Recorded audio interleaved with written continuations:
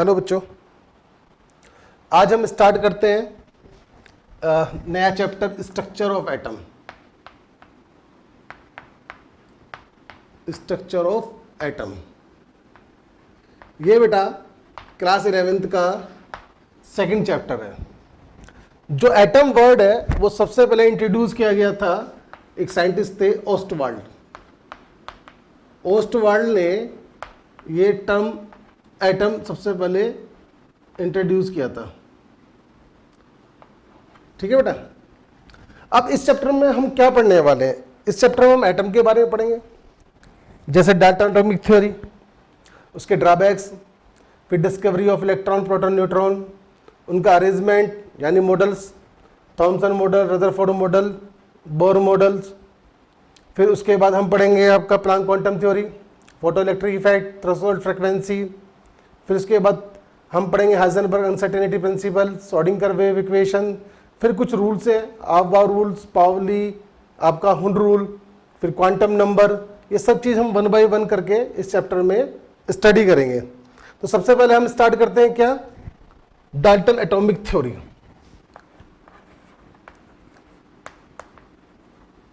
Dalton atomic theory. ठीक है बेटा। बेटा जो डाल्टन साहब ने एटम के बारे में बताया था वो सब कुछ हमारे एक इंडियन फिलोसफर थे, एक महर्षि थे हमारे इंडियन फिलोसफर, महर्षि कनद। उन्होंने बता दिया था, लेकिन लैंग्वेज उनकी हिंदी थी। जैसे कि एटम को हिंदी में परमाणु बोलते हैं। उन्हें बताया था कि किसी भी तत्व का सबसे सूक्ष्मतम कण परमाणु होता है, उसको डिवाइड नहीं कर सकते यानी विभाजित नहीं कर सकते। एटम को यानी परमाणु को ना तो क्रिएट कर सकते ना ही डिस्ट्रॉय कर सकते। फिर उन्होंने बताया था एक ही तत्व के सभी परमाणु समान होते हैं और दूसरे तत्व के परमाणु से भिन्न होते हैं। और ये सभी चीजें जो बातें हैं ना, वो डाल्टन साहब ने इंग्लिश में बता दी और क्रेडिट ले लिया। ठीक है ना। तो पहली बात क्या बताई थी डाल्टन साहब ने? पहला point, atom is the smallest particle of an element and it cannot be further subdivided। कि जो एटम है वो किसी एलिमेंट का सबसे छोटा पार्टिकल होता है, उसको फर्दर डिवाइड नहीं कर सकते थे। पहली बात बताई थी किसने? डाल्टन साहब ने बताई थी, है ना। फिर उन्होंने बताया था दूसरा point, atoms of similar element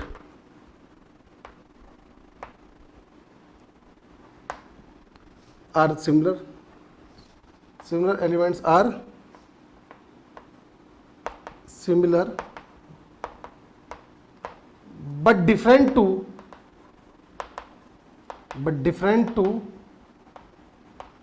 other element। Different to other elements. उन्होंने बताया था कि एक ही एलिमेंट्स के जितने भी एटम होते हैं वो सिमिलर होते हैं, एक जैसे होते हैं, लेकिन दूसरे एलिमेंट से क्या होते हैं? डिफरेंट होते हैं। तीसरी बात बताई थी, atoms combine in the simple ratio. Atoms combine in the simple ratio and form compound।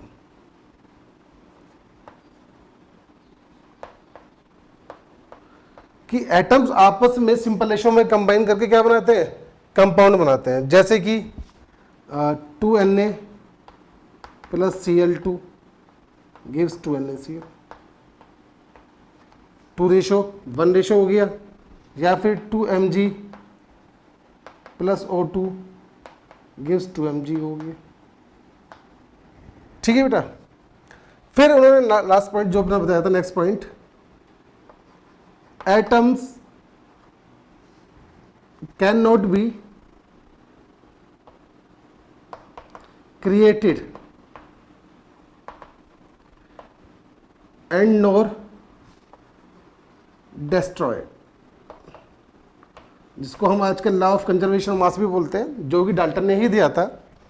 तो एटम्स को ना तो क्रिएट कर सकते हैं ना ही डिस्ट्रॉय कर सकते हैं। ये सब चीजें बात किसने बताई थी बेटा? ये सारी बातें डाल्टन साहब ने बताई थी, ठीक है ना। लेकिन ये सारी की सारी बात गलत साबित हो गई कुछ समय के बाद। जैसे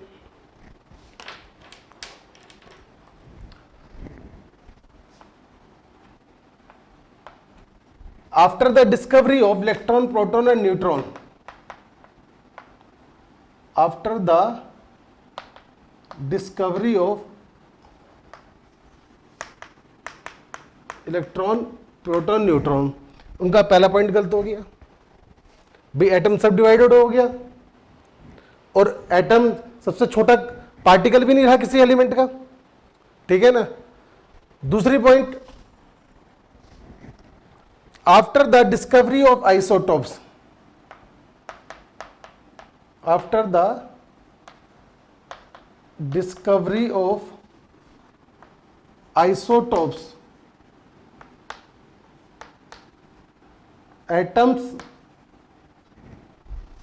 of same element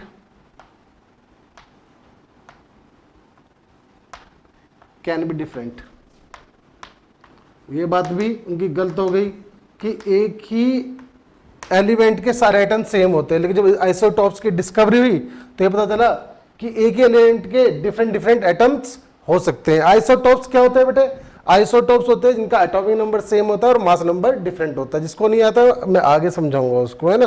तो इसमें एग्जाम्पल क्या हो गया आपका, जैसे हाइड्रोजन के 3 आइसोटॉप्स हो गए, 1H1 प्रोटियम बोलते हैं, 1H2 ड्यूटीरियम और 1H3, ठीक है ना।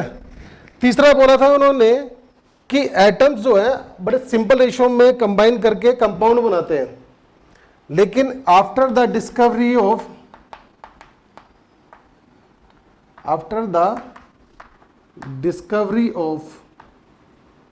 Non stoichiometric compound, after the discovery of non stoichiometric compound, ये जो रूल था इनका ये भी गलत हो गया। नॉन स्टोइचियोमेट्रिक कंपाउंड कैसे होते हैं? जैसे Fe.930, निकिल 0.980 एटसेट्रा। फिर इन्होंने law of conservation of mass बताया था कि एटम को ना तो क्रिएट कर सकते ना ही ना उसको डिस्ट्रॉय कर सकते, लेकिन कुछ रेडियोएक्टिव मेथड से हम एटम को क्या कर सकते हैं? बना सकते हैं, ठीक है ना। तो atoms can be created by the discovery of by the help of ऐसे बोलेंगे ना, by the help of radio activity method से हम एटम्स को क्रिएट भी कर सकते हैं। तो ये तो इसकी फीचर्स हो गए डाल्टन्स के, और ये क्या होगी डाल्टन्स की? ये होगी ड्रॉबैक्स। नोट करो बेटा जरा इसको। चलिए तो अब नया टॉपिक हम पढ़ते हैं। हमारा जो नया टॉपिक है वो है डिस्कवरी ऑफ फंडामेंटल पार्टिकल्स। हमें पता है कि एटम के 3 ही फंडामेंटल पार्टिकल्स होते हैं, इलेक्ट्रॉन, प्रोटॉन एंड न्यूट्रॉन। तो पहले हम पढ़ते हैं डिस्कवरी ऑफ इलेक्ट्रॉन के बारे में। डिस्कवरी ऑफ इलेक्ट्रॉन से पहले थोड़ा सा मैं आपको बताना चाहता हूं कि डिस्कवरी ऑफ कैथोड रेज कैसे हुई। तो हमारे एक साइंटिस्ट थे जूलियस पल्कर, 1859 में जूलियस पल्कर साहब स्टडी कर रहे थे conduction of electricity through gases, कि गैसेस के अंदर इलेक्ट्रिसिटी का कंडक्शन कैसे हो सके। जनरली हम लोग जानते हैं कि gases are bad conductor of electricity at normal condition. तो उसके लिए उन्होंने क्या किया, उन्होंने एक डिस्चार्ज ट्यूब ली, डिस्चार्ज ट्यूब के अंदर उन्होंने वैक्यूम क्रिएट करा थ्रू वैक्यूम पंप, एक वैक्यूम पंप लगाया जिससे वैक्यूम क्रिएट हो गया, और उसके अंदर गैसेस डाली और वहां पर प्रेशर उन्होंने रिड्यूस करा। प्रेशर रिड्यूस करा लगभग 10⁻⁻⁴ ATM तक उन्होंने रखा, और इस डिस्चार्ज ट्यूब के अंदर उन्होंने 2 इलेक्ट्रोड लगाए। दोनों इलेक्ट्रोड के बीच में उन्होंने हाई वोल्टेज बैटरी को लगाया जिससे 10,000 वोल्ट करंट पास होता है। ठीक है, इसका जो नेगेटिव टर्मिनल, इसको हम नेगेटिव टर्मिनल बोलते हैं, जिसको कैथोड बोला जाता है। ये वाला हो गया इसका पॉजिटिव टर्मिनल, जिसको एनोड बोला जाता है। प्रेशर लो करने पर या प्रेशर रिड्यूस करके और हाई वोल्टेज अप्लाई करने पर, तो जूरिस बल्कर साहब ने देखा कि some rays are coming from cathode, कि कुछ रेज कैथोड से एनोड की तरफ जा रही है।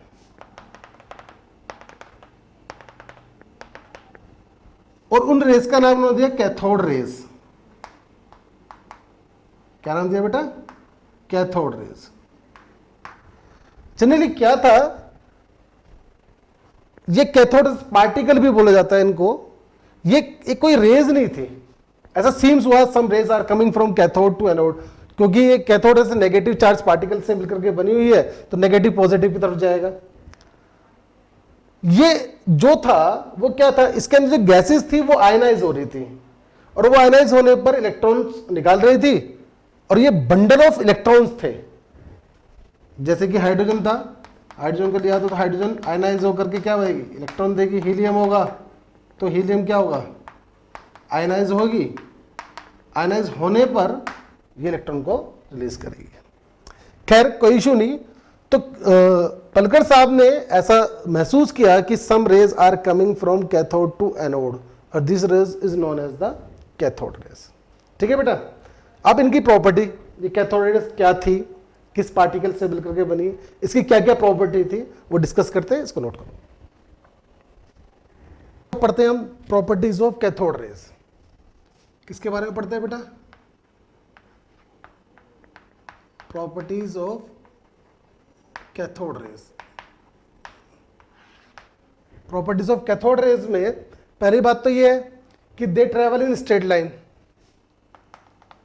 कि कैथोड रेज जो ट्रेवल करती है वो स्ट्रेट लाइन में करती है। पहला पॉइंट हमारा ये हो गया, ट्रेवल इन स्ट्रेट लाइन, एकदम सीधी रेखा में चलती है ना, with high velocity, with high velocity, ranging 10⁻⁷ to 10⁻⁹ metre पर सेकेंड। बेटे बात क्लियर हुई? दूसरी बात, अगर हम दूसरी बात करते हैं तो दूसरी बात क्या है कि कैथोड रेज नेगेटिव एंड से पॉजिटिव एंड तक जा रही है। उसके लिए क्या प्रैक्टिकल किया गया, क्या एक्सपेरिमेंट किया गया, तो क्या दिखा है कि एनोड को परफोरेटेड ले लिया गया। जैसे परफोरेटेड समझते हो ना आप, जैसे वाष्पीकरण का सिंक होता है, तो सिंक के अंदर जो आपकी छन्नी होती है, जो छेद होते हैं, ऐसी चीज को हम क्या बोलते हैं, परफोरेटेड प्लेट बोलते हैं। तो एनोड को परफोरेटेड लिया और एनोड के पीछे एक जिंक सल्फाइड की कोटिंग कर दी।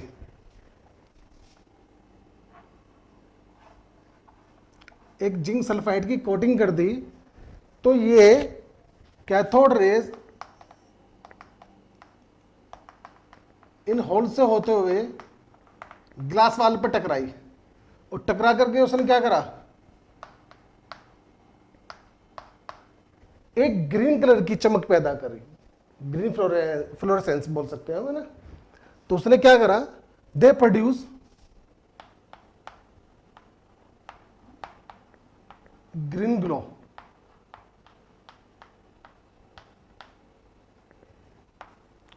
on the opposite side of cathode. ठीक बेटा। तीसरी प्रॉपर्टी में क्या देखा गया, अगर किसी भी कैथोड रेस के बीच में अगर कोई ऑब्जेक्ट रखा जाता है तो कैथोड रेस क्या कर देती है, उसकी शैडो बनाई देती है।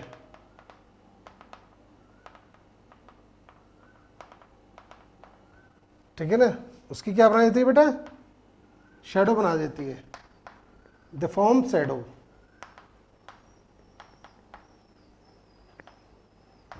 ठीक है बेटा।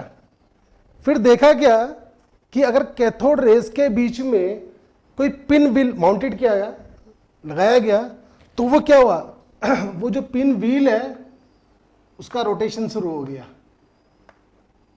ठीक है बेटा।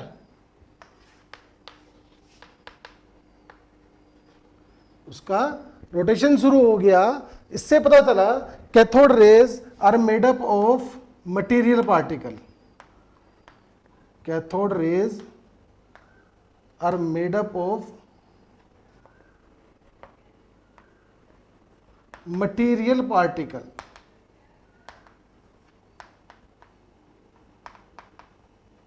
मटेरियल पार्टिकल का मतलब क्या हो गया, मटेरियल पार्टिकल का मतलब क्या हो गया बेटा, they have mass and velocity. Mass भी है और वेलोसिटी भी है। तो मास और वेलोसिटी होगा, इसका मतलब काइनेटिक एनर्जी भी होगी। वो किसी भी मैटर से टकराएगी तो उसमें क्या हीट प्रोड्यूस करेगी। हम बोल सकते हैं cathode rays produce heat because it have mass and velocity, ऐसा बोल सकते हैं। फिर देखा क्या गया कि अगर मैंने इस डिस्चार्ज ट्यूब के बीच में उन्होंने 2 इलेक्ट्रोड लगाए और देखा क्या, 2 प्लेट लगाई, तो देखा गया इसको जब इलेक्ट्रिक और मैग्नेटिक फील्ड में रखा गया तो इलेक्ट्रिक फील्ड और मैग्नेटिक फील्ड में उसका डिफ्लेक्शन महसूस हुआ और देखा गया कि ये rays, cathode rays positive plate की तरफ बढ़ना शुरू हो गई। इससे पता चला कि cathode rays made up of negative charge particle. Negative charge particle जिसका नाम बाद में क्या गया, थॉमसन साहब ने नेगेट्रॉन बोला, लेकिन बाद में स्टोनी साइंटिस्ट ने उसका नाम रखा इलेक्ट्रॉन। क्या आप लोगों को मेरी बात समझ में आ गई? एक बात दोबारा सुन लो। कैथोड रेज एकदम सीधी रेखा में चलती है with the high velocity ranging 10⁷ to 10⁹ metre पर सेकेंड। दूसरा पॉइंट कि अगर इसके बीच में कोई भी मेटल ऑब्जेक्ट रखा जाता है तो उसकी शैडो बना देती है। तीसरा पॉइंट हमने देखा कि अगर वो किसी भी कैथोड रेज को अगर वो एनोड परफोरेटेड लिया तो अगर वो एनोड से निकल करके किस पे, जो कैथोड के अपोजिट साइड वर्जिंग सल्फाइड की कोटिंग करी और देखा गया वहां पर वो ग्रीन फ्लोरेसेंस या ग्रीन चमक पैदा कर रही है। उसके बीच में फिर नेक्स्ट देखा गया कि हमने कैथोड रेज के बीच में एक व्हील रखा, वो व्हील रोटेट करना शुरू हो गया। इससे मालूम हुआ कि कैथोड रेज के मटेरियल पार्टिकल से मिलकर के बनी हुई है। और वो मटेरियल पार्टिकल का मतलब क्या होता है कि कैथोड रेज के अंदर मास भी है और वेलोसिटी भी है। फिर इनको इलेक्ट्रिक और मैग्नेटिक फील्ड में रखा गया तो देखा गया इलेक्ट्रिक फील्ड में कैथोड रेज वो पॉजिटिव प्लेट की तरफ डाइवर्टेड या मुड़ना शुरू हो गई। तो इससे पता चला कि cathode rays contain negative charge particle, जिसको थॉमसन ने क्या बोला, नेगेट्रॉन बोला। बाद में स्टोनी ने इसको क्या बोला, इलेक्ट्रॉन बोला। नोट करो बेटा। अब कैथोड रेज की प्रॉपर्टी, सारी प्रॉपर्टीज का पता चलने के बाद हमने एक चीज देखा, क्या नोट किया कि जो कैथोड रेज है वो इंडिपेंडेंट है किस किस से। पहला nature of electrode, nature of electrode से। दूसरा किससे बेटा, the gas taken in the discharge tube,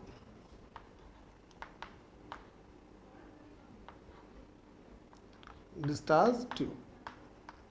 बेटा ये देखा गया है कि जो कैथोड रेस है ना तो इलेक्ट्रोड के नेचर पे डिपेंड करती है, न ही डिपेंड करती है क्या उस डिस्चार्ज ट्यूब में कौन सी गैस ली गई है। उसी के हिसाब से जब चार्ज अपॉन मास का रेशो निकाला गया इलेक्ट्रॉन का चार्ज अपॉन मास का रेशो, इसको हम Q अपॉन M या स्पेसिफिक चार्ज भी बोल देते हैं,